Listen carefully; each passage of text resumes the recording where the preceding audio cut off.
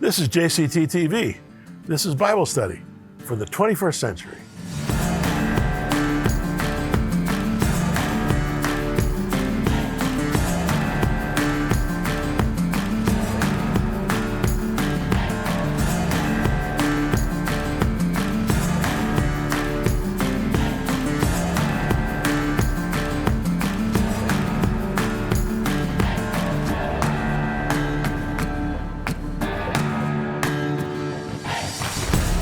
Welcome, friends. Jim Cantelon here.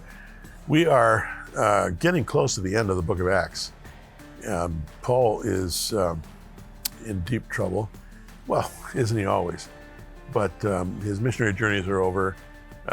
He's been arraigned by the Romans in Jerusalem, basically as a way of saving his life from a ravening mob who want to kill him. And now he's about to transfer to Caesarea. And we'll get right to that after this break.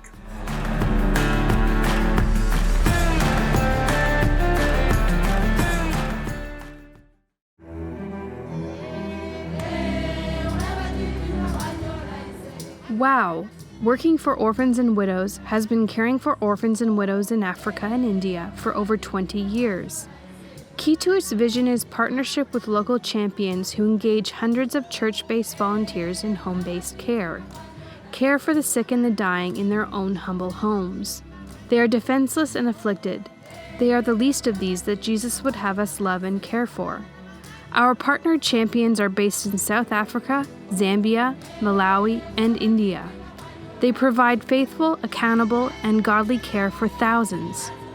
Together with WOW, they truly are the hands and feet of Jesus to the sick and the dying.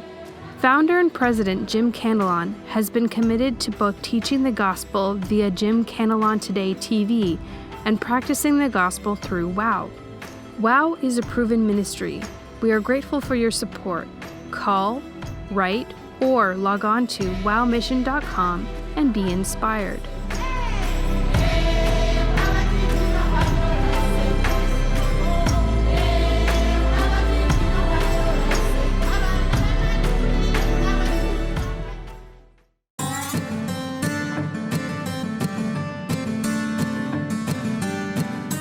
So, friends, we've got Paul in trouble. The Roman commander, Lysias, has basically saved him, although when he arrested him, he thought he was going to be flogging him. Turns out that, to his shock, Paul not only speaks Greek, but he also is a Roman citizen, and he needs to be dealt with due process of law. It cannot be flogged. It cannot be treated like anything other than a Roman citizen should be treated. So, he's got Paul in the barracks in the Antonia fortress, which is still there. It's built on the northeast corner of the old city of Jerusalem. I've been there many times in the 7 years that I lived in Jerusalem. It's quite a formidable place, but nevertheless, that's where Paul is. So, let's pick it up in verse 12 of chapter 23 of Acts. The next morning, some Jews formed a conspiracy and bound themselves with an oath not to eat or drink until they'd killed Paul. More than 40 men were involved in this plot. They went to the chief priests and the elders and said, "We've taken a solemn oath not to eat anything until we've killed Paul. Now then, you and the Sanhedrin petition the commander to bring him before you on the pretext of wanting more accurate information about his case. We're ready to kill him before he gets here." But when the son of Paul's sister heard of this plot, he went into the barracks and told Paul. Then Paul called one of the centurions and said, "Take this young man to the commander. He has something to tell him." So he took him to the commander. The centurion said, "Paul, the prisoner, sent for me and asked me to bring this young man to you because he has something to tell you." The commander took the young man by the hand, drew him aside, and asked, "What is it you want to tell me?" He said, "Some Jews have agreed to ask you to bring Paul before the Sanhedrin tomorrow on the pretext of wanting more accurate information about him. Don't give it in to them, because more than 40 of them are waiting in ambush for him. They've taken an oath not to eat or drink until they've killed him. They're ready now, waiting for your consent to their request." The commander dismissed the young man with this warning: "Don't tell anyone you've reported this to me." Then he called 2 of his centurions and ordered them, "Get ready a detachment of 200 soldiers, 70 horsemen, 200 spearmen, to go to Caesarea at 9 tonight. Provide horses for Paul, so that he may be taken safely to Governor Felix. He wrote a letter as follows: Claudius Lysias, to His Excellency Governor Felix, greetings. This man was seized by the Jews, and they were about to kill him, but I came with my troops and rescued him, for I have learned that he is a Roman citizen. I wanted to know why they were accusing him, so I brought him to their Sanhedrin. I found that the accusation had to do with questions about their law, but there was no charge against him that deserved death or imprisonment. When I was informed of a plot to be carried out against the man, I sent him to you at once. I also ordered his accusers to present to you their case against him. So the soldiers, carrying out their orders, took Paul with them during the night and brought him as far as Antipatris. The next day they let the cavalry go on with him while they returned to the barracks. When the cavalry arrived in Caesarea, they delivered the letter to the governor and handed Paul over to them. The governor read the letter and asked what province he was from. Learning he was from Cilicia, he said, I will hear your case when your accusers get here. Then he ordered that Paul be kept under guard in Herod's palace. That night, while Paul was hearing from heaven, a group of over 40 men made a vow to fast until they killed him.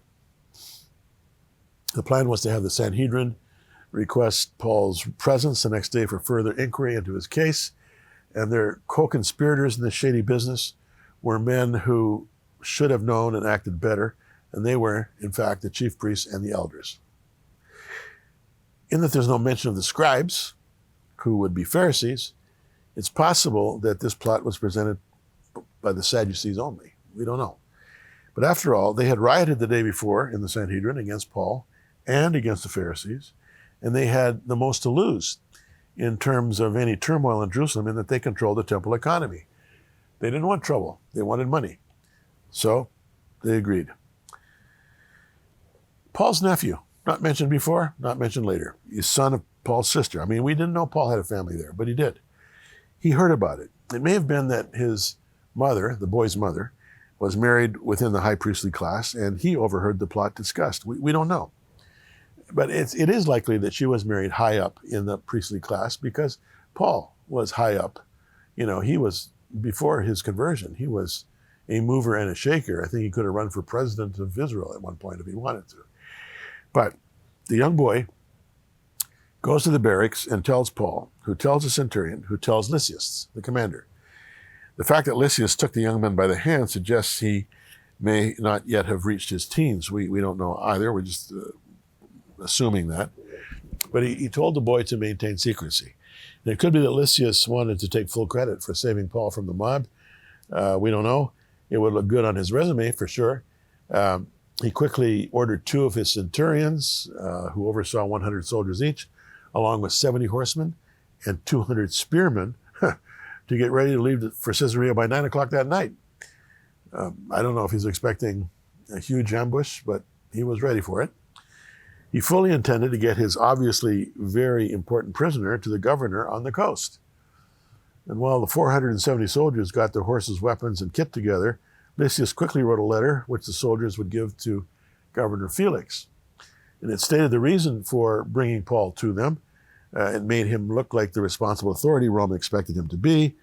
You know, Lysias, the responsible Roman commander, besides a paper trail, or should I say papyrus trail, often led to a promotion. Self-interest is always there beneath the surface, is it not? Anyway, this remarkably huge escort left a few hours later with Paul in the midst on a horse. They traveled about 40 miles northeast to a place called Antipatris, which was a kind of a relay station for the Roman army. And the next day, the infantry returned to Jerusalem, and the cavalry accompanied Paul the remaining 25 miles to Caesarea. They handed Lysias' letter and Paul over to Felix, who put Paul under guard in Herod's palace. And once again, adversity pushes Paul forward. This time he's going to be on his way, slowly but surely, to Rome. You see how the Lord works. I made the point a few programs ago that the Lord shows you the goal. There's the end zone. Get the ball into the end zone. He doesn't show you all the intermediate steps, all the hits, all of the reversals, all of the hurts, and sometimes discouragements that accompany getting the ball into the end zone. But there's the end zone. That's where you're going. You're going to Rome, Paul. That's where you're going to declare the gospel. He doesn't tell Paul that it's going to be a rough road, but that's how it is. So now Paul's in Caesarea. Caesarea is on the coast. It's north of Tel Aviv. It's south of Haifa. It's a beautiful area. Right now in Israel, it's a high-end kind of, you can't call it a suburb of Tel Aviv or Haifa because it's too far from either of those major cities, but it's like a suburb. $1 million houses, very elite and very beautifully kept. It's right on the coast. But in Paul's time, there was a big harbor that had been man-made. And when you go to Caesarea now, you can see the foundations of that harbor, huge stone foundations under the water. The superstructure has all disappeared. But it was a beautiful man-made harbor, and it was the place where the Roman procurator lived. And you can be sure he lived in style. You know, being assigned procurator to Palestine was a demotion.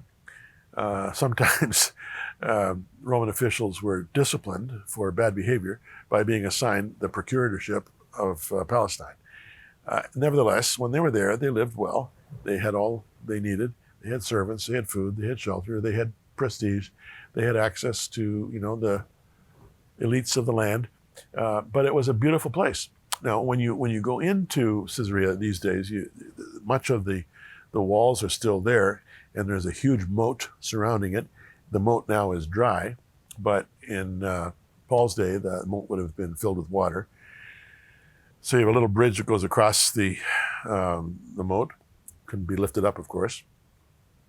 And then you go in the entrance, and the entrance has you making many left turns as you come in. And the reason is to keep you from using your right hand as an enemy, as a weapon with a sword.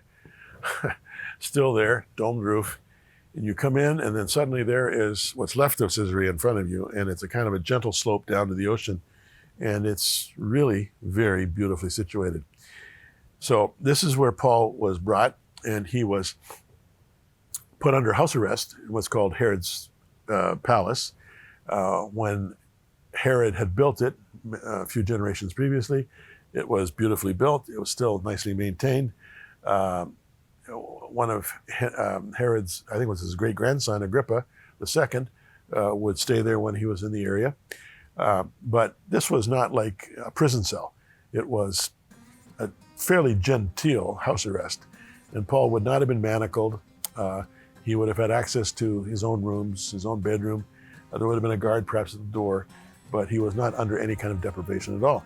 He's going to end up spending 2 years there in Caesarea.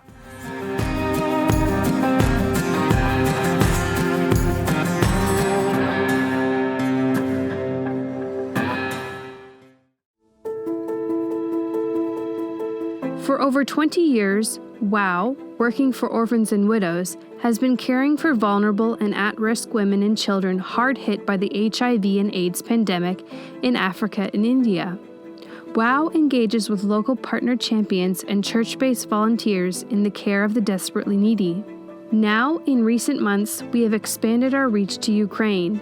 Over 8 million refugees have fled the ravages of that war-torn country, mostly women and children, including many orphans. Our partner in East Europe tells us of the busing of Ukrainian orphans through the night to safety. Churches have become refugee centers, opening their buildings to become safe havens in the rescue. And WOW has come alongside. We have begun supporting this rescue work, but there is so much more that we must provide to these heroic churches. They need funding to continue for hundreds of orphans yet to come. We may be only small players, but you can partner with us in the rescue of Ukrainian orphans. WOW is a proven ministry. We are grateful for your support. Call, write, or log on to wowmission.com and be inspired.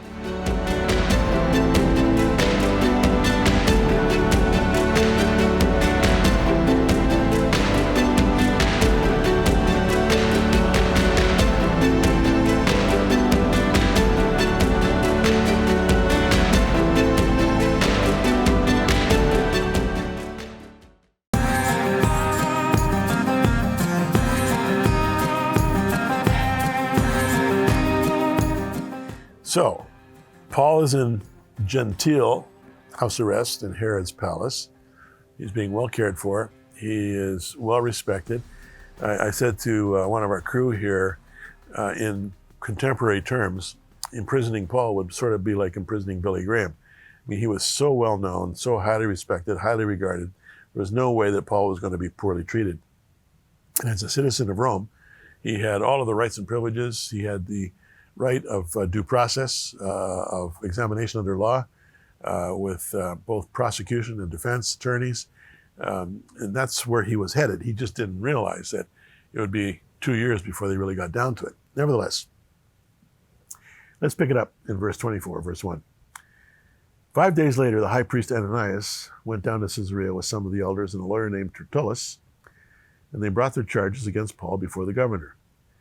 When Paul was called in, Tertullus presented his case before Felix. We've enjoyed a long period of peace under you, and your foresight has brought about reforms in this nation. This is flattery, friends, okay? Felix was a scoundrel. Everywhere and in every way, most excellent Felix, we acknowledge this with profound gratitude. Flattery, flattery, flattery. But in order not to weary you further, I would request that you be kind enough to hear us briefly. We have found this man to be a troublemaker, stirring up riots among the Jews all over the world. He's a ringleader of the Nazarene sect and even tried to desecrate the temple. So we seized him. By examining him yourself, you'll be able to learn the truth about all these charges we're bringing against him. The other Jews joined in the accusation, asserting these things were true. When the governor motioned for him to speak, Paul replied, I know that for a number of years you've been a judge over this nation, so I gladly make my defense. You can easily verify that no more than 12 days ago I went up to Jerusalem to worship.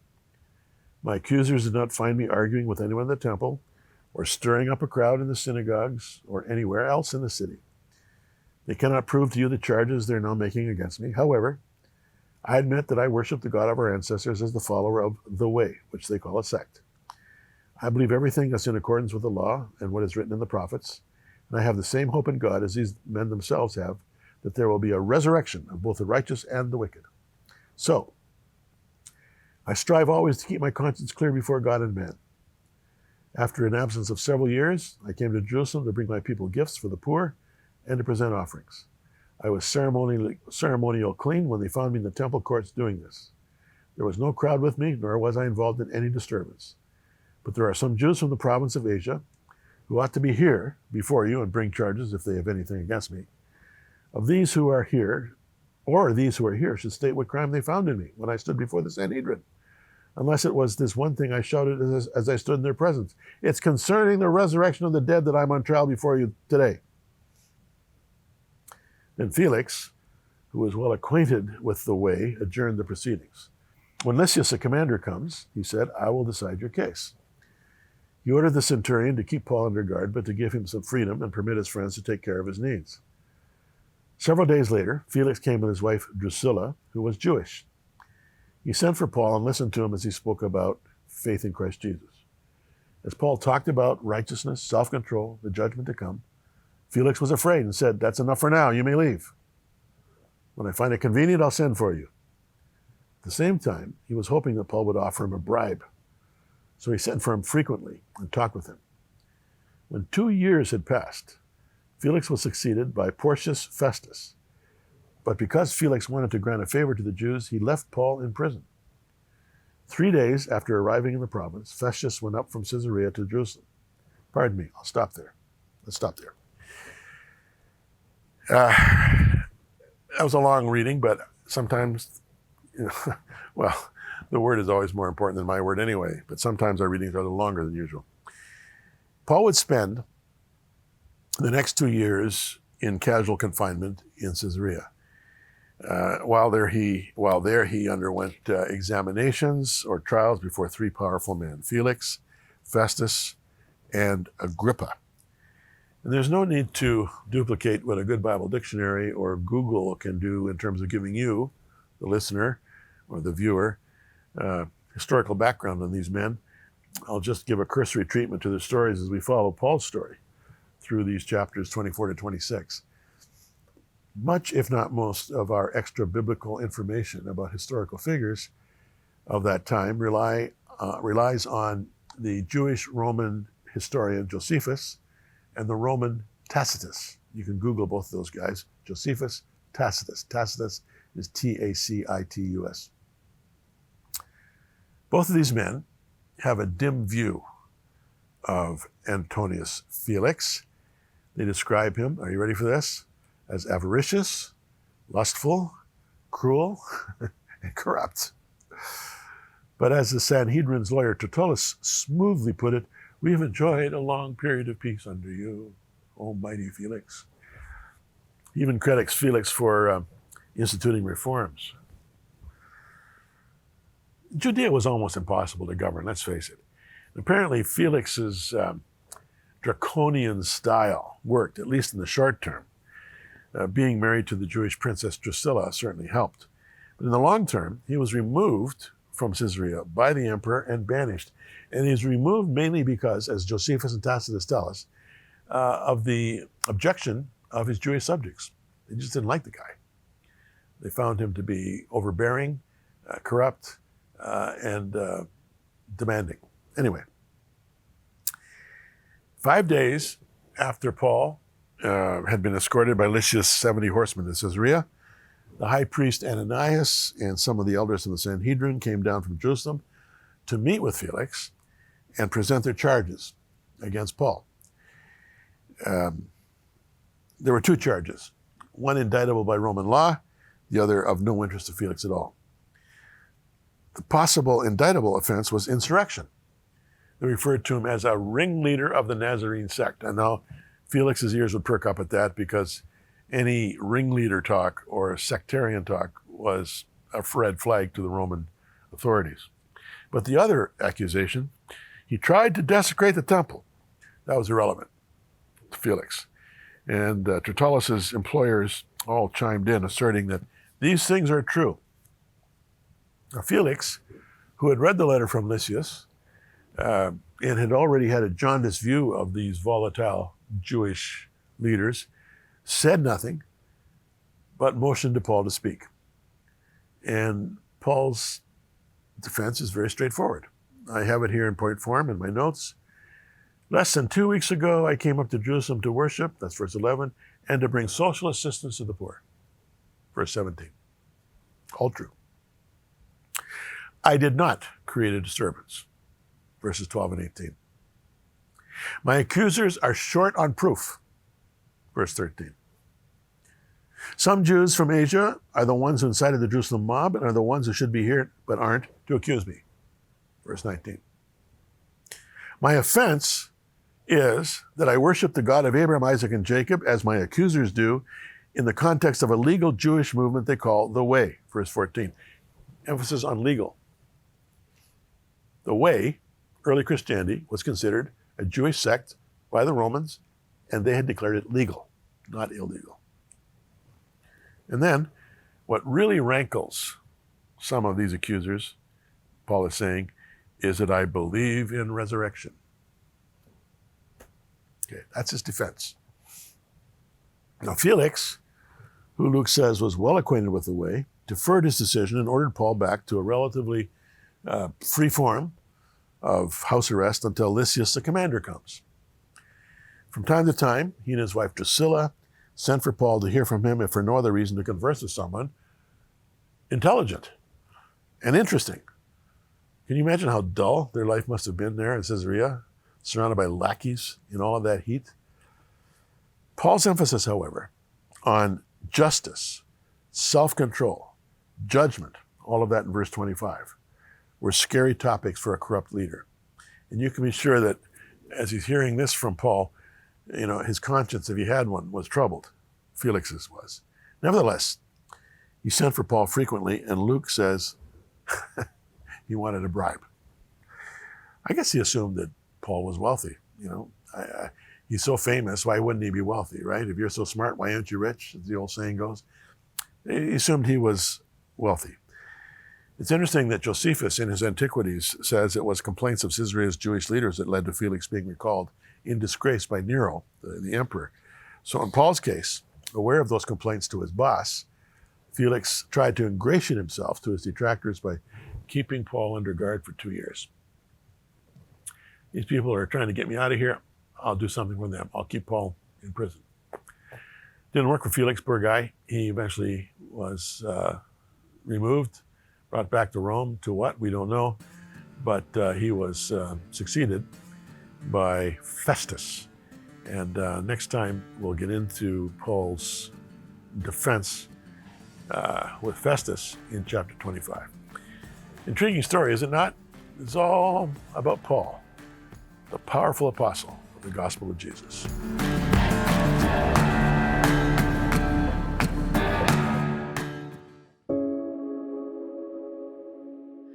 Wow! Working for Orphans and Widows is a trusted Christian charity reaching out to the sick and the dying, the least of these in pandemic-stricken Africa and India. For over 22 years, Jim and Kathy Cantelon have engaged with community-based champions and church volunteers in the care for those whom Jim calls society's weakest link. Everything from home-based palliative care to the rescue and protection of young women and girls who are victims of abuse is done in the name of Jesus and is overseen by local partner champions and an army of church-based volunteers. WOW has a proven track record. Check it out on wowmission.com, or if you wish, you can call or write to us. Its sustainability is dependent on the support of faithful friends like you.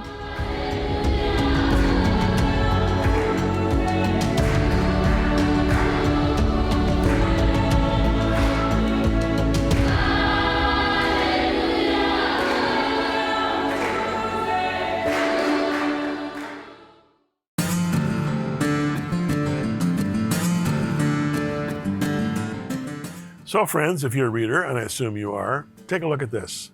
This is a book I've written for you. It's called Cantelon's Casual Commentary, the 21st Century Guide to the Life of Jesus for the Internet Generation. It is hardcover. You can also get it in softcover, also as an ebook. It's available, pretty much everywhere. All of the booksellers have it on the internet. Just type in Cantelon's Casual Commentary and order it. It will help you with your study of the scriptures, and in combination with the program and your own study, it can be a really good resource, and it's well worth it for your sake. I spent a long time writing it. It's 520 pages. It's not a minor work by any stretch, but I write it as someone who pastored in Jerusalem and who knows the history, knows the culture, knows the people, knows the topography and the geography. I mean, I'm able to bring a perspective that very few authors can bring, just simply because of my experience.